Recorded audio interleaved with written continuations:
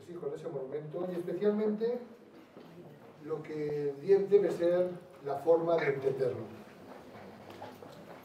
Ese bagaje se une, además, a su capacidad para contarlo, como lo hace en su libro, de manera sencilla y entendible. Esa forma de contar las cosas que no solamente está dirigida a los expertos, sino para que el resto de los mortales también seamos capaces de entenderlo. El acueducto, desde luego, tiene con este libro una nueva revisión que hoy vamos a presentar. Misterio del acueducto de Segovia. Y el ayuntamiento al que represento, pues desde luego está encantado de participar, como están convencidos además, como estamos de que se trata de una obra que figurará entre las imprescindibles en cualquier biblioteca pública o privada para cualquier interesado en el conocimiento de nuestro imponente, de nuestro maravilloso acueducto. Pero de lo que estoy seguro, precisamente, Dominica, es que esta tarde vamos a disfrutar de una lección magistral impartida por ti, que nos dará la oportunidad de que todos los que estamos aquí y los que nos están siguiendo vía streaming, aunque tengamos menos conocimientos en profundidad sobre nuestro monumento, podamos aprender a mirar el acueducto y no con los ojos del turista, del que cuenta arcos o del que cuenta piedras o recita dataciones, épocas y fechas, sino de la manera, creo, de entender la obra y su trascendencia en este enclave segoviano a través de los siglos y su significado, y también a día de hoy en el presente. Lo sé, Dominica, que el entendimiento y divulgación del acueducto es uno de los empeños principales que guían tus investigaciones, tus trabajos, además desde hace décadas. Décadas durante las que te has entregado al estudio de todos sus aspectos, y que este libro es un capítulo más, siempre mejor que el anterior, en esa tarea llena de amor al monumento que tú, como muchos segovianos, tenemos. Solo haber llegado a ese conocimiento profundo de su arquitectura, de su función y de su uso, puede concluir en libros como este, en el que asoman soluciones a las preguntas que todos nos hacemos mirando boquiabiertos nuestro monumento. ¿Y por qué no? Abrir en nuestras mentes al planteamiento, seguramente, de nuevos misterios. Bueno, no quiero extenderme nada más en esta presentación para poder dar paso a la verdadera protagonista de esta tarde y a la presentación de un libro que, permítanme la cuña publicitaria, a mí me parece, Dominica, un excelente regalo, netamente segoviano, para esta Navidad o para cualquier época del año. Ahí lo dejo. Muchísimas gracias.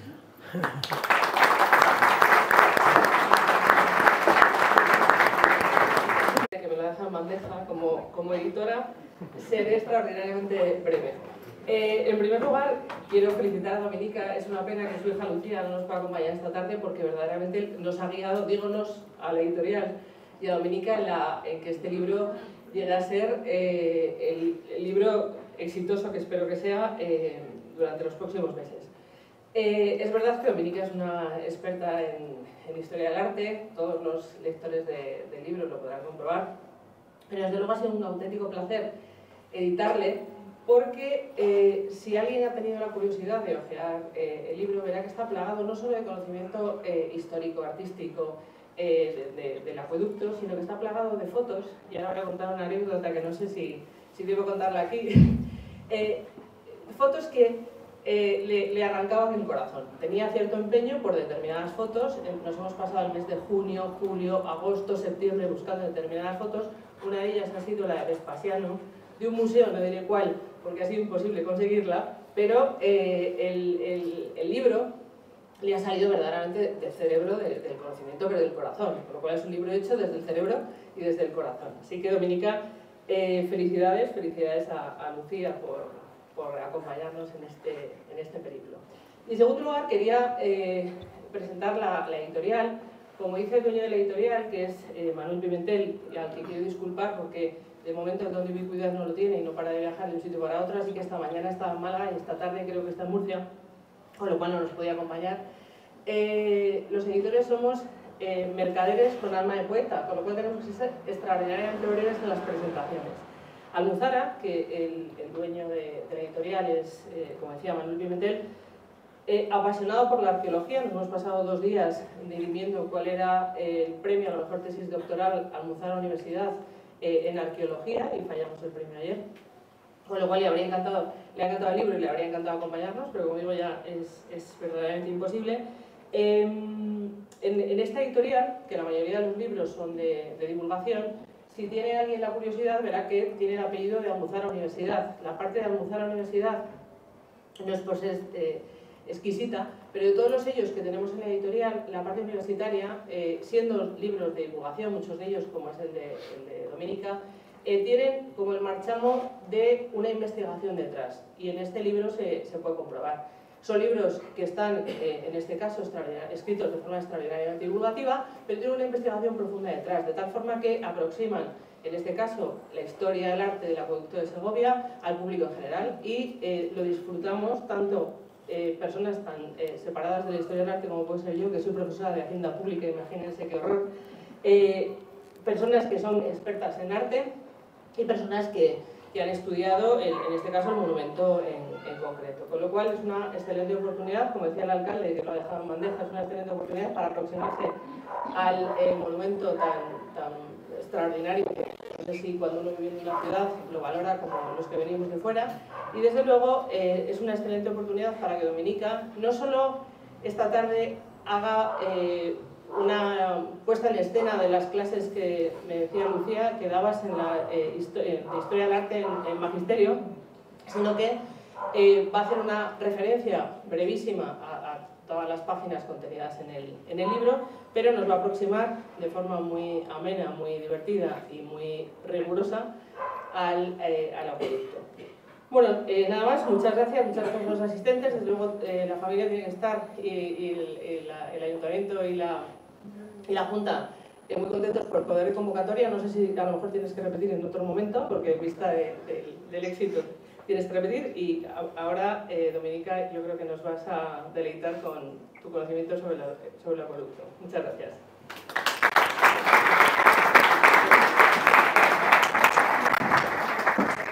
Con el bracete, que si no, con el indio. Apóyate. ¿Quieres sentar? Sentada, ¿no? Sí, sentada. ¿Cuántos brazos?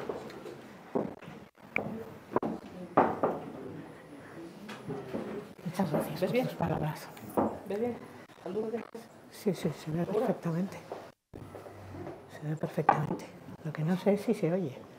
No sé sí, si ahora tengo claro hablar, sí. Sí. Que se oye.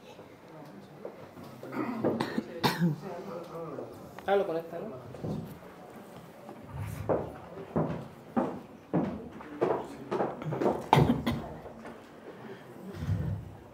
Perdonad que lo lea, queridos amigos, porque he perdido mucha memoria, cosa de la edad y del coronavirus, y se me olvidan muchas palabras. Se suele decir que es de gente bien nacida el mostrarse agradecida. Así que tengo que agradecer, por fuerza, tengo que agradecer a Editorial Almuzara, a su director Manuel Pimentel y a la directora de Almuzara Universidad, María Crespo, y aquí está, por creer en este libro y tener la santa paciencia de dejarme trabajar a mi ritmo, que es eterno. Al Ayuntamiento de Segovia, al señor alcalde Yamay Escobar, concejala de Turismo, por apoyarlo, difundirlo y permitirme esta presentación en este sitio en el que he pasado muchas horas felices, hace ya mucho tiempo. A Mario Antón Lobo por sus magníficas fotos. Una buena parte de este libro es suya. a José Manuel Abascal Palazón, catedrático de Historia Antigua de la Universidad de Alicante, por regalarme una bella introducción al libro y revisar y corregir el texto. Me pilló un gazapo, que corregí, claro. Y a Marisa Martín, por poner en el libro unas palabras tan preciosas y excesivamente generosas. Y a Tito Flavio Vespasiano, el mejor de los emperadores, afirmo, protector del acueducto y de Segovia, a quien nunca deberíamos tener en el olvido. A lo mejor un bustito en la plaza oriental sería un recuerdo bonito, ¿no? Ahí donde está la estación de autobuses. O sea, ese era el sitio adecuado, pero claro, había que cambiar la estación de autobuses. La parada de autobuses, no es estación de autobuses. Y hace muchísimos años, así empiezan todos los cuentos, yo solo tenía 18, 19 años, encontré por casa y me leí El secreto del acueducto de Ramón Gómez de la Serna. En él, el hidalgo don Pablo, que parece entreverse, que vivía por el barrio de San Esteban y que estaba empleado en algo de la administración por las mañanas, y se dirigía desde su barrio, unos días de amanecida, otros al atardecer o a otra hora, a ver el acueducto con diferentes luces, en diferentes estaciones, con nieve, lluvia, soles, resoles, o sombrío, y un poco dramático por la humedad y el nublado. Se empapaba de sus imágenes, le ponía nombre a sus perfiles, lo piropeaba, lo admiraba, lo hacía suyo, le dedicaba pequeños poemas que llamó greguerías, de todos conocidos, tan pequeños como los geniales poemas japoneses de una sola línea escasa, los haikus. También repasaba las pocas noticias de su monstruo particular que tenía a su alcance y se torturaba y se debatía entre el gozo del misterio y el aguijón de necesitar saber cuándo, cómo, por qué, que a base de reconocerse, de recocerse sin mayores datos en su cabeza, finalmente se determinó por la teoría menos razonable.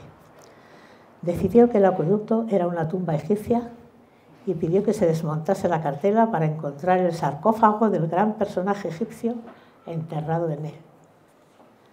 Las obsesivas preguntas sobre el origen del acueducto y sobre las sospechosas andanzas de su sobrina Rosario, ahora su esposa, le habían vuelto loco.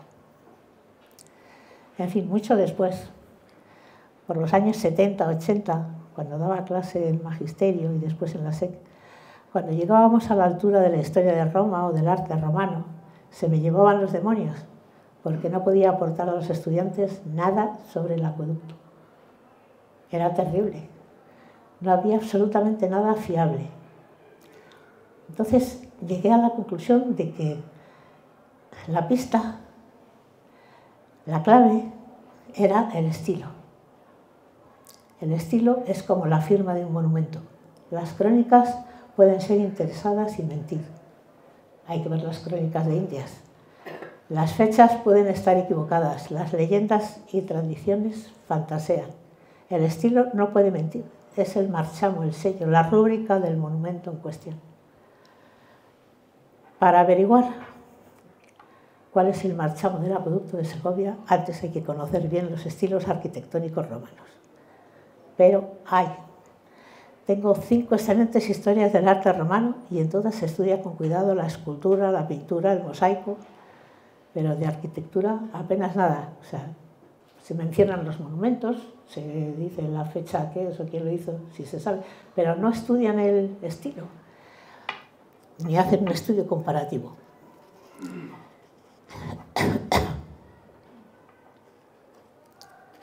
Yo creo que les parecía, como le parece a todo el mundo, que los monumentos romanos son todos iguales. Y resulta que no son todos iguales. O sea, estudiándolos bien, pues a veces hay diferencias enormes y a veces no tan enormes, pero hay diferencias entre ellos. No fue difícil encontrar otros monumentos con los mismos signos de identidad y ya datados que nos dieran las fechas de nuestro acueducto. Son las mismas que las del Coliseo de Roma, el anfiteatro de Opula, el acueducto de Cesarea Marítima y el anfiteatro de Verona, todos de los primeros años del gobierno de Vespasiano, con lo cual ya tenemos una pista importante. Como realmente son idénticos, o sea, como si estuvieran hechos todos por el mismo equipo, y posiblemente lo están, pues entonces tenemos, o sea,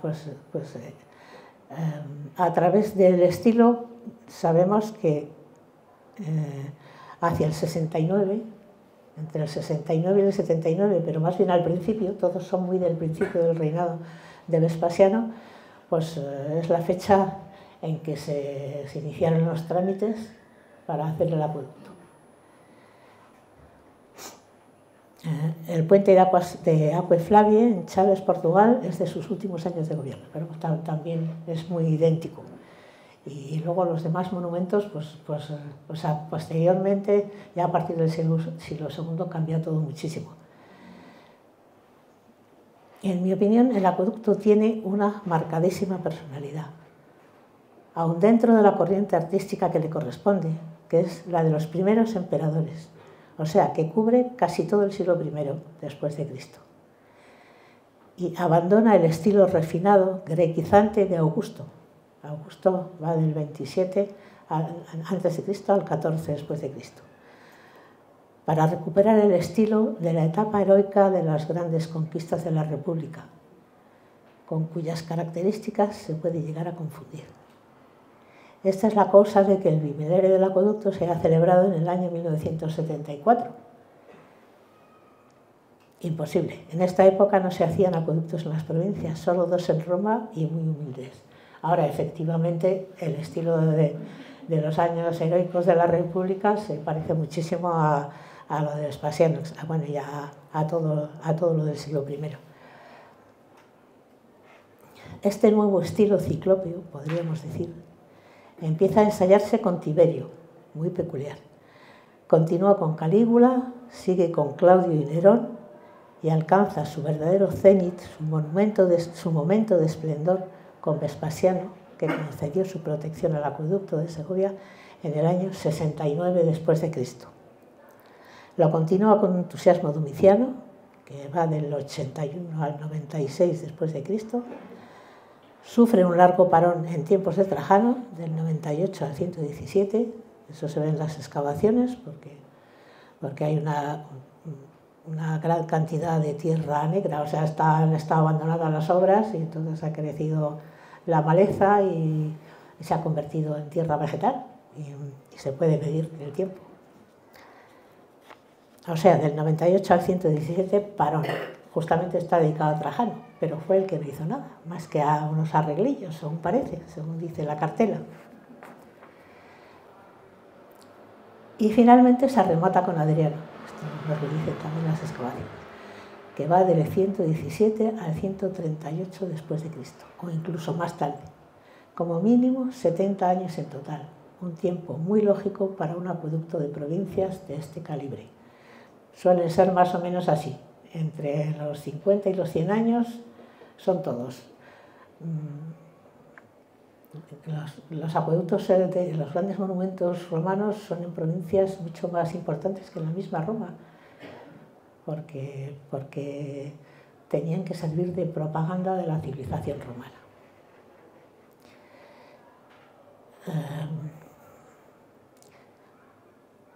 Pues esto hay que tenerlo en cuenta, es lo primero que hay que tener en cuenta, es que el acueducto no solo cumple una función práctica que todos conocemos, por supuesto, sino también una función propagandística fundamental. Partiendo de la base de que en la segunda mitad del siglo I después de Cristo la península estaba ya conquistada, entre comillas, porque por el norte aquello no estaba nada claro, pero bueno, oficialmente estaba conquistada. Entonces, pues todos los grandes emperadores hacen grandes monumentos en las provincias. Los malos emperadores se ocupan solo de Roma y de Nápoles, que era el sitio de veraneo. y Vespasiano fue un gran emperador. Partiendo de la base, bueno, de que la segunda mitad del siglo I después de Cristo la península estaba ya conquistada, los romanos, que la verdad es que eran inteligentísimos, las cosas como son, fueron conscientes de que no hay imperio que dure sin inmersión cultural y una raza común, dos pueblos fundidos en uno. Si querían que su imperio perdurase. Hay que tener en cuenta que el acueducto está situado en el cruce de dos importantes calzadas, además de otras menores, en una ciudad situada casi en el centro de la península, de toda la península, por lo que su obligación era transmitir el poder del imperio, su capacidad tecnológica, en una palabra, impresionar, épater le bourgeois, que dicen los franceses. También supieron que los pueblos conquistados debían administrarse a sí mismos y lo hicieron por medio de los municipios. Todas las ciudades de la península, antes o después, fueron municipios. Segovia fue un municipio muy antiguo, que cobraba ella misma sus impuestos y los administraba y que, por supuesto, pagaba sus impuestos al Estado, pero que en todo lo demás se administraba a sí misma. Todo esto lo deberíamos tener muy en cuenta. Solo de esta manera el imperio pudo durar 7 siglos, en teoría, porque en realidad seguimos siendo ciudadanos romanos. Yo me siento ciudadana romana culturalmente e hispano-romana de rato. Civis Romanus sum. Hay que recordar también que Segovia mantuvo pactos con Roma desde muy pronto, desde los años 160-140 a.C., y es un dato poco conocido. Los pueblos ibéricos hacían pactos entre sí, incluso entre pueblos muy alejados, a los que estaban obligados hasta la muerte por la fides ibérica. Por eso los mercenarios ibéricos eran una fuerza apreciadísima en las guerras del Mediterráneo. Segovia, bueno, es curioso que mientras los demás pueblos hacían pactos entre sí contra Roma, Segovia, yo creo que con mucha más vista, hizo pactos con Roma contra los demás pueblos, o sea, contra los enemigos comunes, los que fueran, en ese caso los cartagineses.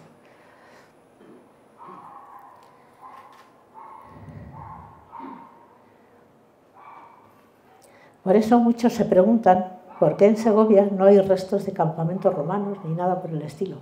No fue conquistada.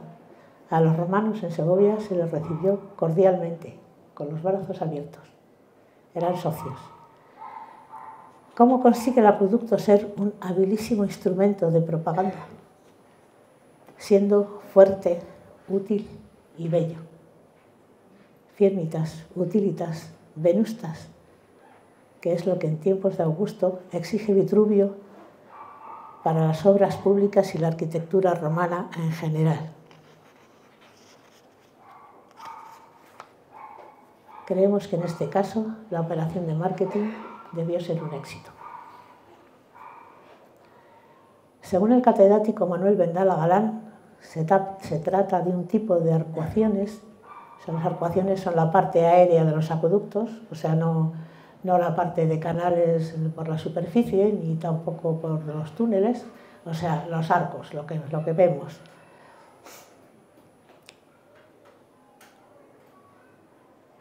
Se trata de un tipo de arcuaciones que confían su estabilidad al correcto equilibrio de fuerzas de sus componentes y que, según algún historiador italiano algo chauvinista, hoy en día no sabríamos calcular. Nuestro acueducto cumple con la fuerza y la firmeza a base de grandes piedras ciclópeas, opus quadrata, levantadas a base de puro cálculo, que para los técnicos modernos tiene algo de milagroso. Y para reforzar esta impresión de fuerza y firmeza, están rústicamente labradas a picocha con un ligero almohadillado, Buscando esta misma impresión de fuerza, adoptaron esta técnica muchos palacios renacentistas. La base de los pilares podía ser cuadrada, como en el Aqua Claudia de Roma, que es casi cuadrada. Su inmediata antecesora, podríamos decir su papá o su abuelo. Sin embargo, es rectangular, de la misma manera que los pilares de los puentes son rectangulares, con el lado largo del rectángulo en la dirección de la corriente, facilitando el paso de las aguas. El acueducto mitiga de esta forma la fuerza de vendavales y borrascas, así como de las avenidas de agua. Hay que recordar que el acueducto cruzaba un valle con un antiguo arroyo, o sea que también era un puente. Además de la función básica que todos conocemos de traer un agua muy pura a la ciudad, el acueducto tenía también una función estratégica. Al llenar todos los aljibes diseminados por el casco, si en la época romana había tantos como hay ahora, son una cantidad asombrosa. Se aseguraba, en teoría, el agua para resistir un cerco de 2 años, evitando la peligrosa situación de bajar a hacer la aguada, momento en que se cazaba a los rehenes. Pero la construcción de acueductos está vinculada a la construcción de baños, las termas. Las de Segovia aparecieron a finales del siglo XIX bajo la parroquia de San Martín. Cabe suponer que contemporáneas del acueducto. Me sospecho que debajo de cada parroquia hay un gran monumento romano de algún tipo. Por manos de un par de ellas, sí. Por lo tanto, además de abrumar con su poder a los naturales, el acueducto está transmitiendo la idea del cuidado del imperio con sus ciudadanos, sinónimo de vida superior. Algo así como nosotros y los que están con nosotros nos damos buenos baños a diario, mientras que los bárbaros locales huelen fatal. La función estética, asociada estrechamente con la propagandística, para los romanos era irrenunciable a hacer una obra bella. Una obra romana tiene que ser fuerte, útil y bella. Como decíamos, decía ya Vitruvio en su obra Los 10 libros de la arquitectura. Vitruvio era del tiempo de Augusto, o sea, en el cambio de era. El arquitecto del acueducto, que sin duda fue un enorme arquitecto o arquitectos, demostró un sabio manejo de las proporciones, de los trucos ópticos y de la perspectiva. Ciencias heredadas de los griegos. Qué ven la cosa en la perspectiva, decía Leonardo da Vinci. El acueducto es una magna escenografía que su genial arquitecto o ingeniero, la línea que en Roma separa arquitectos e ingenieros es muy sutil, pudo transmitir la sensación de enorme sabiduría, fuerza y poder para asombrar y admirar a pueblos más sencillos junto a una evidente estilización.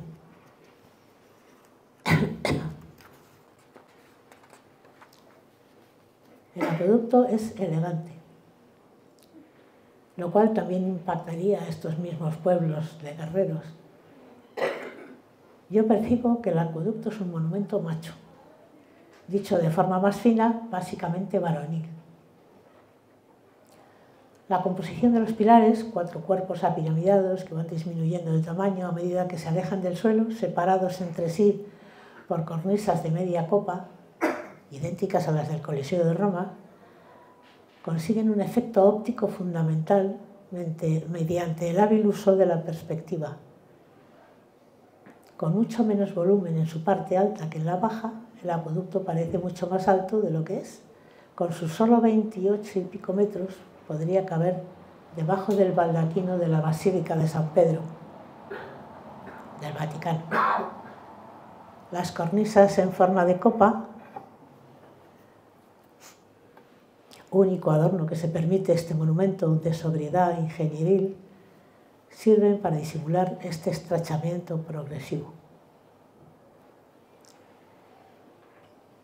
Es un arte, el de la utilización de la perspectiva, que se pierde después de los romanos, que aún no se ha recuperado en el Renacimiento El mismo San Pedro del Vaticano no responde a sus desmesuradas proporciones, o sea, parece más pequeño de lo que realmente es, que es una salvajada, una inmensidad, y vuelve a emplearse con profusión en la etapa barroca. No es extraño que el bueno de don Pablo llegara a creer que el acueducto es egipcio.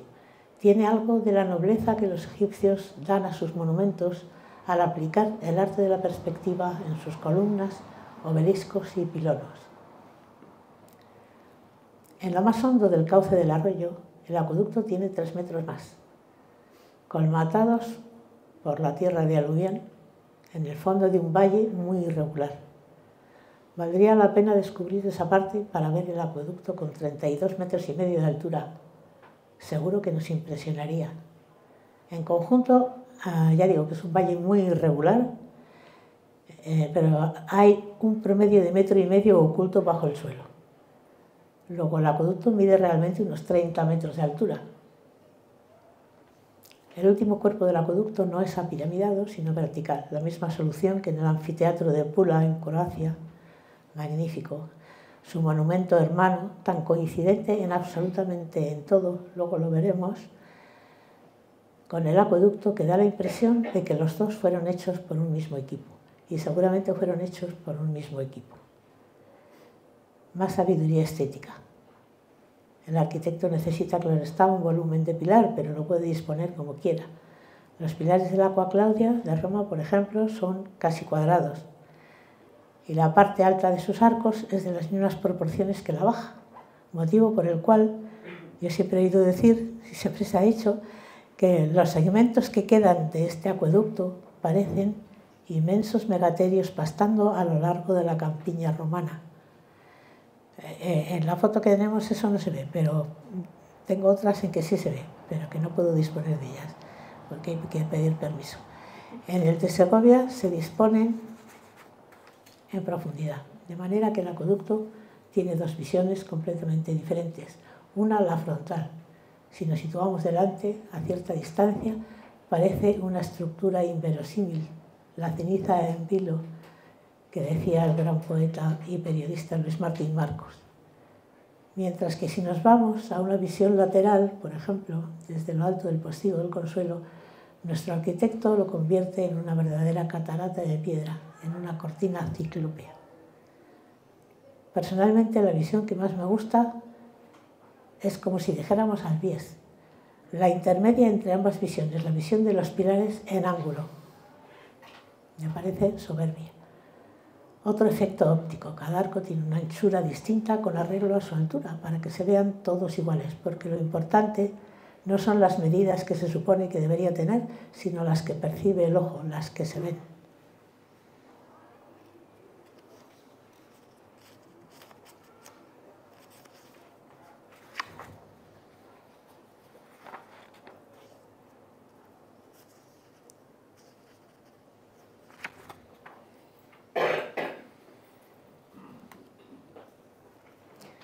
Eran unos tiempos en que la belleza era un artículo de primera necesidad. No les alcanzamos en eso. Lo notable del caso es que además del estilo, que ya nos da unas fechas muy concretas, existen desde siempre 3 monumentos epigráficos que lo dicen todo. O sea, quiero decir, que el estilo se ve apoyado por la epigrafía. El primero, una lápida, una inscripción que estuvo en la muralla a la derecha de la puerta de San Juan. O sea, subiendo la cuesta de San Juan, allí había una puerta que era en el siglo XVIII en ese momento, que se derribó en 1888, creo, para dejar paso cómodo a la diligencia y a los carruajes. Y justo en el trozo de muralla en que se apoyaba la puerta, y esa se conservó, pues había una inscripción muy importante, de tipo oficial, o sea, grande, de 70 por 1 metro más o menos, y con reborde y tal, bastante borrada, pero que en un momento dado se pudo leer.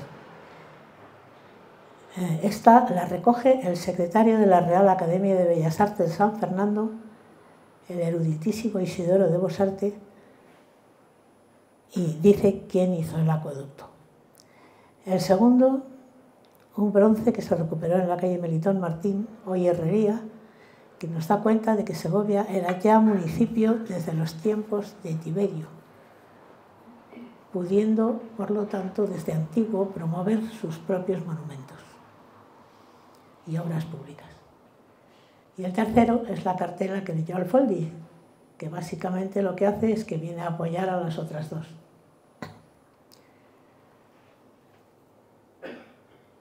Nuestra idiosincrasia parte de dos símbolos: el acueducto, que significa la civilización grecorromana, y la catedral, que es la expresión del cristianismo, o sea, en conjunto, la civilización occidental.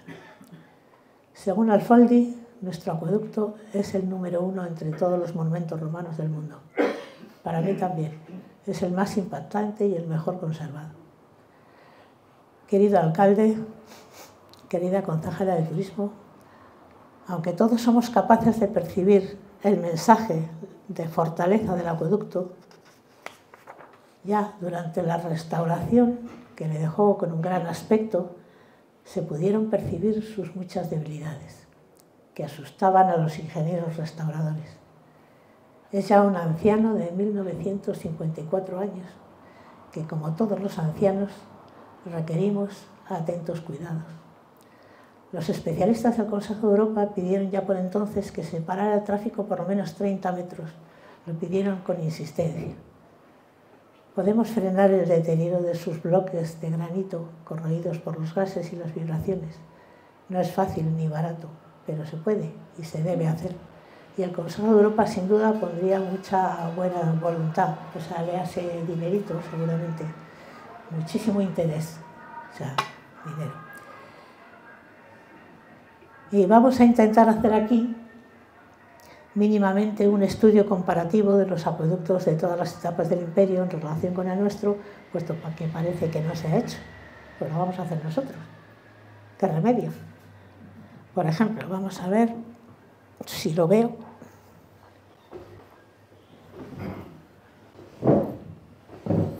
A ver, el Póndiga llevaba agua a la ciudad de Nimes, de Emausos. Es uno de los más antiguos o el más antiguo. Es de la época de Augusto, sin duda, o sea que está perfectamente datado, porque o sea, muchos de ellos es que salen en los historiadores romanos, menos los de Vespasiano, esos no salen nunca. A ver, ¿en qué se diferencia del nuestro? Las proporciones son muy distintas, o sea, son más clásicas, cada elemento quiere insertarse lo más posible en un cuadrado. El nuestro, al contrario, tiene unas proporciones alargadas. Y luego, pues, las superficies son lisas, están pulimentadas. Y hay un detalle que hace que se reconozca el estilo, que es que cada piedra tiene una especie de recuadro, o sea, un recuadrito bordeado con un encintado liso. El recuadro está un poco sobresaliente con un encintado liso. A ver. ¿Pasas? A ver, este es el de Éfeso, también de Augusto. Lo mismo, superficies como pulimentadas, lisas, proporciones bastante clásicas, o sea, prefieren siempre hacer dos filas de arcos en vez de grandes pilares eternos.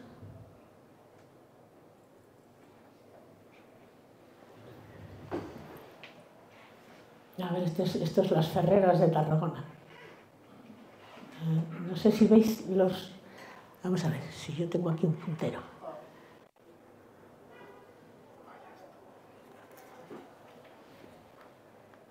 No sé si veis... Ah, no.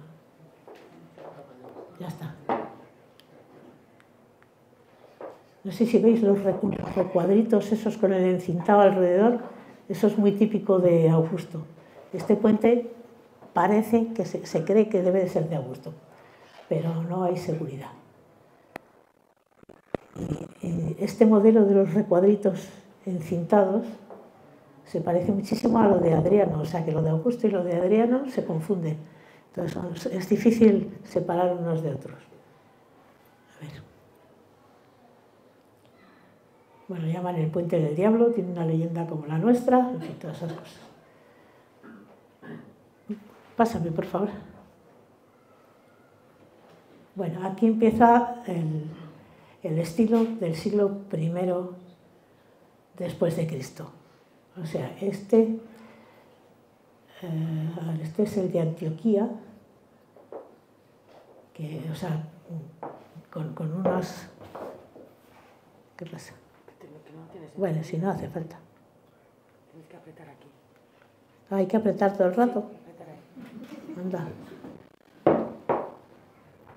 Bueno. O sea, piedras enormes, eso, imitando la etapa heroica de, pues, como del Teatro Marcelo, de la Cloaca Máxima, de las cosas del tiempo de la República. Y bueno, es casi como megalítico. A ver, vamos a pasar un poco rápido, que es muy tarde. Este es el Aqua Claudia, o sea, es el antecesor directo de nuestro acueducto, ya se va apareciendo.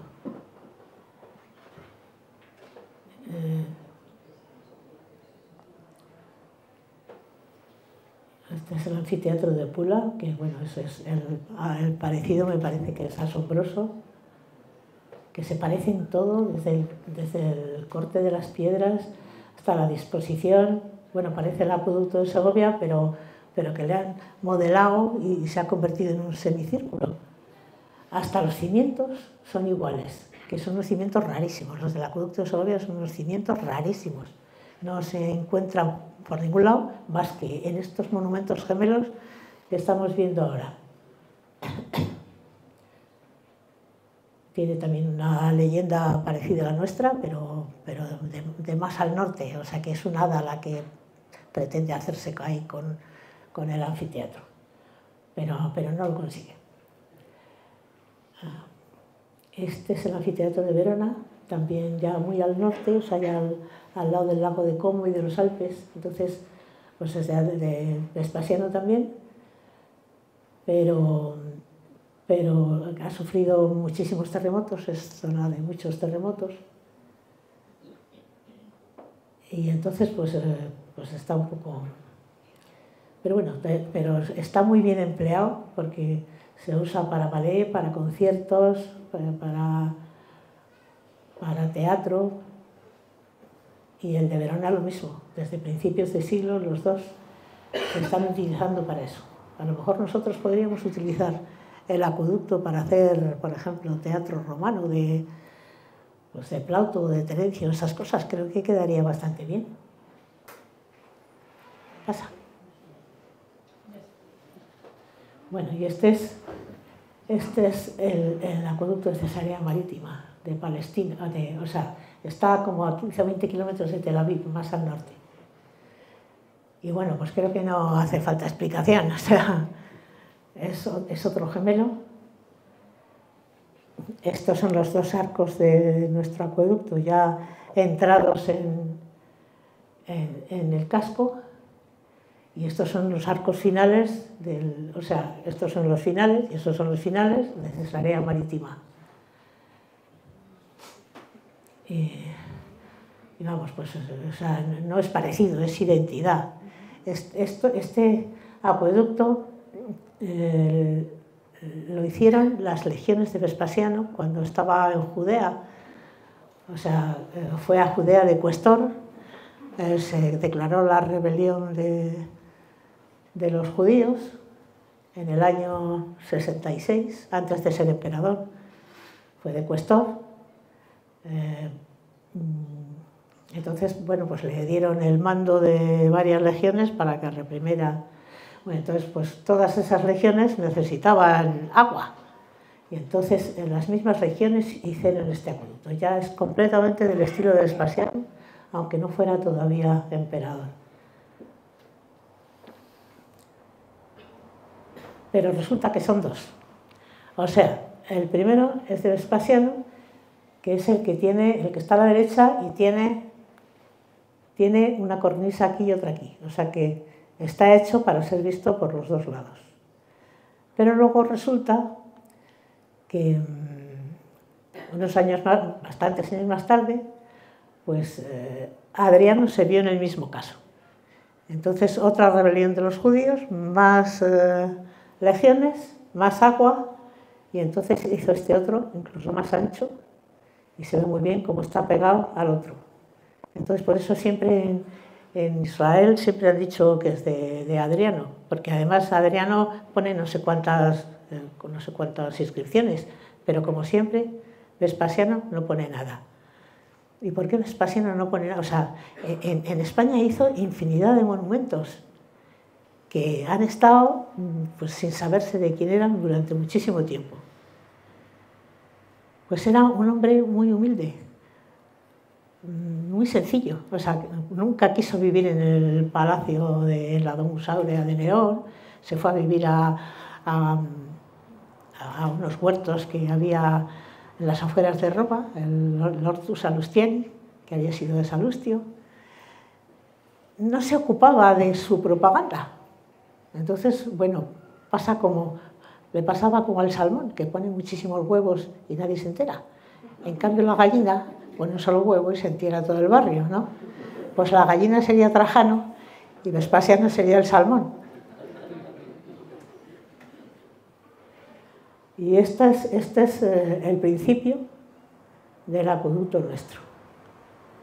Y no hace falta más que subir por la calle Emperador Teodosio y ver esto, y no hay que ir a Tel Aviv para nada, porque también es idéntico. O sea, aquí ya vemos este.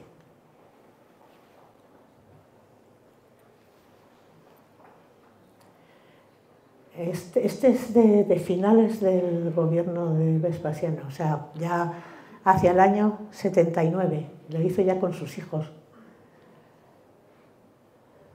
Y bueno, él hizo una gran calzada, que es la que viene, que es la 24, que es la que pasa por aquí, por el Azoguejo, que venía por la calle Zorrilla.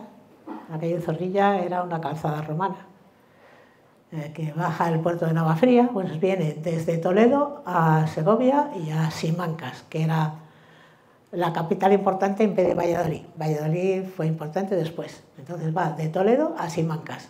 Esa es la 24. Luego hizo la 18, que atraviesa toda Galicia por el medio. O sea, de Braga a ¿cómo se llama? La Astúrica Augusta. Eso. Y la 17, que pasa por todo el sur de Galicia. Y este puente sirve a la 17. Esta es una localidad que tiene unos famosísimos baños que parece que a Vespasiano le gustaban muchísimo. Entonces la comunicó bien con Brácara Augusta y con Astúrica Augusta. ¿Nos pasamos? Bueno, y este es el anfiteatro, que nunca a nadie supongo se le habrá ocurrido compararlo con el acueducto, pero esa parte, que es la parte antigua, la parte de Vespasiano, que como todos estos monumentos son muy del principio de su reinado, o sea, se puso como loco a hacer cosas importantes en Roma y en provincias. Y entonces, pues creo que se ve que es muy parecido. Pero toda esta parte no se parece nada, porque es una restauración del siglo III que hizo Máximo y que es así como muy clasicota, o sea, tiende a la inserción del cuadrado, tiende a las superficies lisas, todas esas cosas. Bueno, pequeños detalles que son los que nos hacen reconocer cada monumento de estos. Bueno, y este es el puente de Salamanca.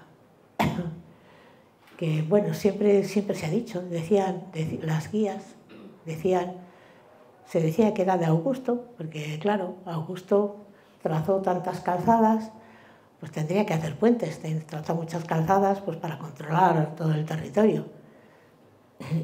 Pero como no concordaba el estilo para nada, pues se arreglaba el asunto diciendo que a lo mejor, seguramente, los puentes hay que restaurarlos mucho por las aguas y las avenidas, pues que seguramente lo habría restaurado Vespasiano o Trajano, tal. Bueno, eso es lo que se ha dicho siempre, pero ahora todo el mundo se va convenciendo de que hay miles de monumentos de Vespasiano por España, que se volcó con España, esa es la verdad, porque sobre todo, bueno, pues era a lo mejor la que estaba más necesitada de ello, o sea, Francia ya estaba muy surtida, Turquía también, Grecia también, le tocaba a España. Y además estaba especialmente encariñado con España y España con él. O sea, se le rendía culto imperial y España estaba llena de templos a Vespasiano.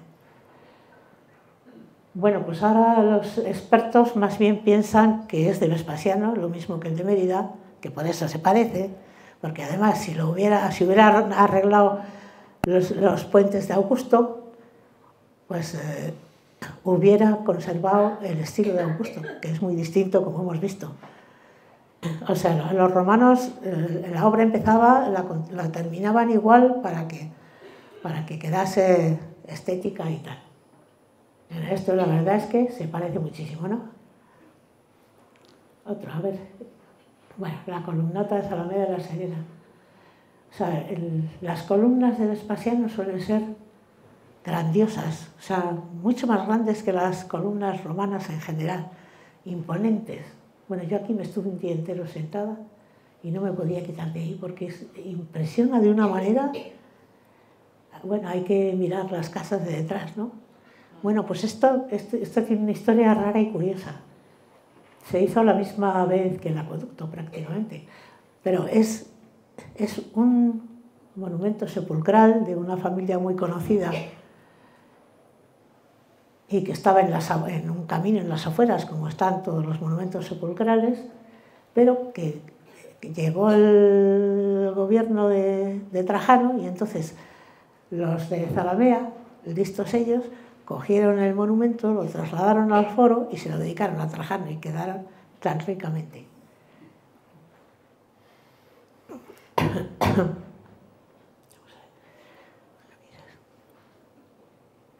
Bueno, a ver, este acueducto, que tiene unas muescas arriba así, para poner canales de madera como estos, es el acueducto de los Bañeles de Sálava, en Zaragoza. Supongo que suena, ¿no? Es igual que este. Este es el de Balsaín. Este debe ser seguramente del tiempo de Vespasiano, porque esta es una ciudad, Tárraca, que ha dejado, que debió ser bastante importante, muy romanizada, y eso que era vascona, que ha dejado muchos y muy importantes monumentos, y todos del mismo estilo. No está datado, por lo menos que yo sepa, pero si veis todos los monumentos de los Bañeles de Sálava, de Tárraca se llamaba la ciudad, pues yo creo que es que, vamos, no queda más remedio que reconocer a Vespasiano ahí. Vamos a pasar a la siguiente. Bueno, estas son las termas de los Bañeles de Sálava. Unas termas muy importantes, quedan muchas más cosas. Debió tener un foro importante, quedan unas columnas monumentales enormes. Y yo creo que aquí se reconoce a Vespasiano. Yo creo que Nápoles V debió poner el escudo.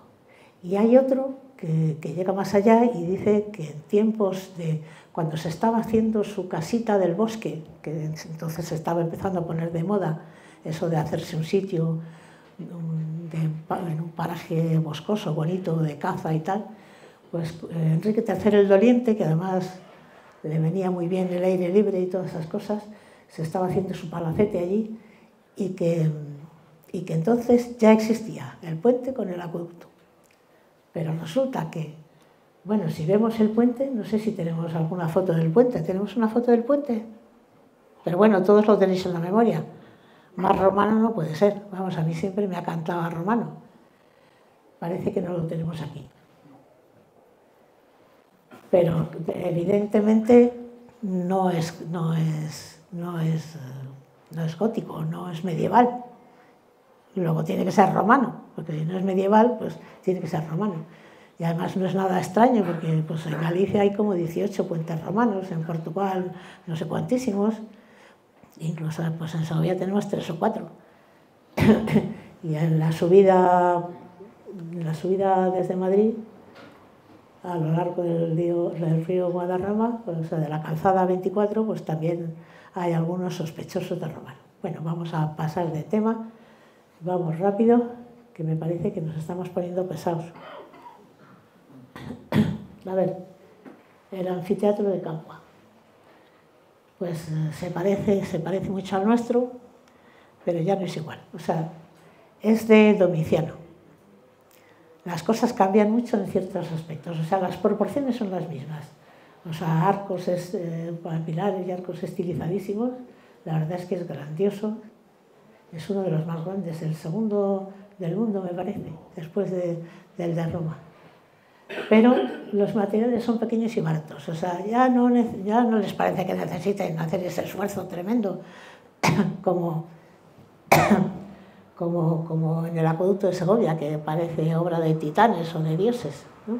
No, emplean ladrillo, piedra más menuda, hormigón, cemento, y luego lo recubren con piedras duras o con mármoles y cosas de estas. Lo que pasa es que, claro, esas piedras duras y mármoles a la vuelta de la esquina desaparecen y aparecen, pues las de aquí están en gran parte en la catedral de Capua, de Santa María de Capua Vetere, y en las casas de por alrededor también, como pasa en Coca. A ver, por favor. Bueno, esto ya es de muy finales del siglo I, o sea, es de Nerva, que va del 98 al 100, o sea, gobernó 2 años, nada más. Y pues lo mismo, ya es muy distinto, ya vuelve a las proporciones más clásicas y los materiales son pequeños y baratos. Bueno, eso es un acueducto inmenso y sabemos cómo se demandó el acueducto, o sea, por lo que sabemos igual que el nuestro, o sea, los grandes personajes de la ciudad pues recurrían al gobernador de Sicilia para que pidiera al emperador que les ayudara y que les diera permiso. No hacía falta permiso ya, pero por respeto. Y los emperadores pues solían ayudar con grandes cantidades. Los personajes también ponían buenas cantidades, los que se llamaban los decuriones, o sea, era la curia que gobernaba la ciudad. Los decuriones ponían grandes cantidades. Y Cornelio debía ser de una familia muy conocida de aquí, y también debió poner una buena cantidad porque le dio nombre al acueducto. Y era un dumbiro, como nuestros dumbiros de la cartela, esos que salen en la cartela que le lleva el Foldi. Pasamos. Bueno, cambio de dinastía, cambio de estilo total. O sea, esto es de Trajano, es absolutamente grandioso. No tiene nada que ver con lo nuestro. O sea, arcos de 71 metros de altura, 28 de ancho. Y otra gran diferencia con el nuestro es que es un monumento cantarín, o sea, que es que lo canta todo. Porque ya en ese momento podían firmar los artistas y los arquitectos. Y este ya está firmado por todas partes.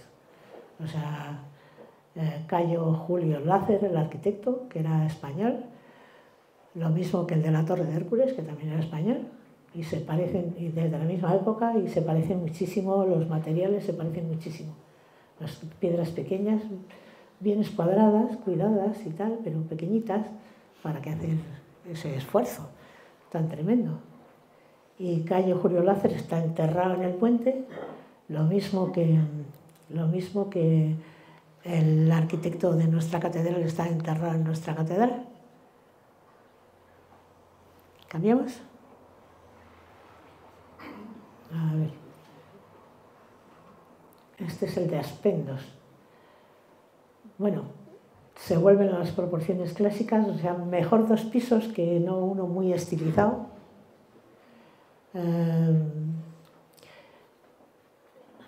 Otra vez, esos pequeños paneles rústicos, pero recercados por un encintado. Este es del siglo II ya. Todos los anteriores que hemos... Bueno, el de Trajano también es del siglo II, claro. O sea, estas cosas tanto esta como la otra, estas cosas de la época de Adriano, se pueden confundir perfectamente con las de Augusto. Este se supone que lo hizo un arquitecto griego que se llamaba Zenón y que hizo un teatro increíble aquí en esta misma ciudad de Aspendos. Vamos a pasar. O sea, estamos ya en el siglo II. Esto también es del siglo II, el acueducto de Zawan en Argelia. Pues superficies más o menos planas, ¿no?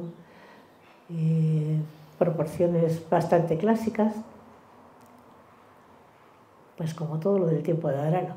Bueno, aquí pasamos al siglo III, o sea, esta es la restauración que hizo Máximo de la parte que se quemó del anfiteatro. Y entonces pues vuelve a ser así como clasicota.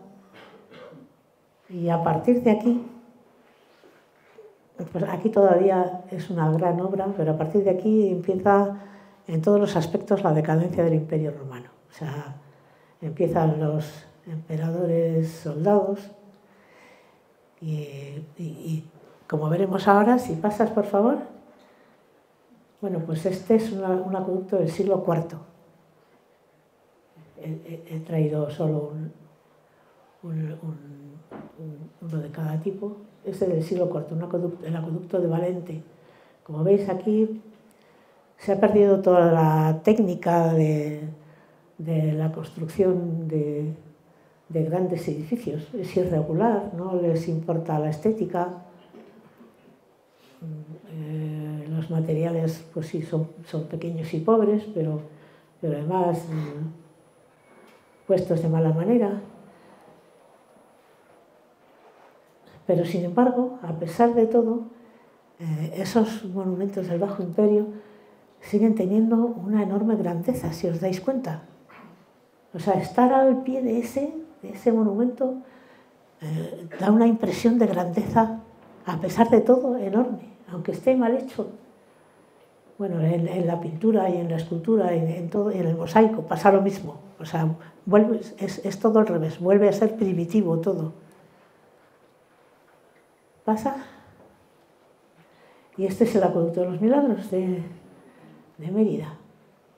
Bueno, pues este también tiene una historia curiosa porque pues la verdad es que nunca se supo de quién era ni de qué época era. Y eso que hace 25 años hubo unas excavaciones exhaustivas y la única conclusión que llegaron pues es que se había tardado 100 años en construir con 4 parones, porque eso se puede ver muy bien, y nada más. Pero ahora, últimamente, pues casi hace unos meses, resulta que un equipo de profesores y alumnos de la Universidad Autónoma, pues en sus estudios han llegado a la conclusión de que es visigodo. Lo cual no es nada sorprendente en el fondo, aunque sorprenda de entrada, porque es que siempre ha dado un aspecto de árabe, ¿no? Con esas fajas y esas cosas. Pero es que los visigodos influyen muchísimo en la arquitectura árabe, o sea, hay muchísimos elementos de los árabes que los cogen, que los copian de los visigodos. Y este parece ser un ejemplo más. O sea, parece que la tesis está teniendo verdadero éxito y está siendo muy reconocida. Y entonces esto sería ya de final del siglo IV, de principios del siglo V, o sea, de los visigodos. Y aquí os dejo de dar la lata. Ah, bueno, me había olvidado del pobre Vespasiano. Bueno, solo quería que vieseis un busto de Vespasiano que me gusta muchísimo, porque tiene un aspecto de lo más simpático de lo que era. Un gran tipo, un gran emperador, un gran economista, un gran administrador, un gran general, que además se ponía en primera línea de batalla, con lo cual fue herido no sé cuántas veces, que no se debe hacer, porque eso todos los militares lo saben. Los generales tienen que estar en la retaguardia, porque pues este no.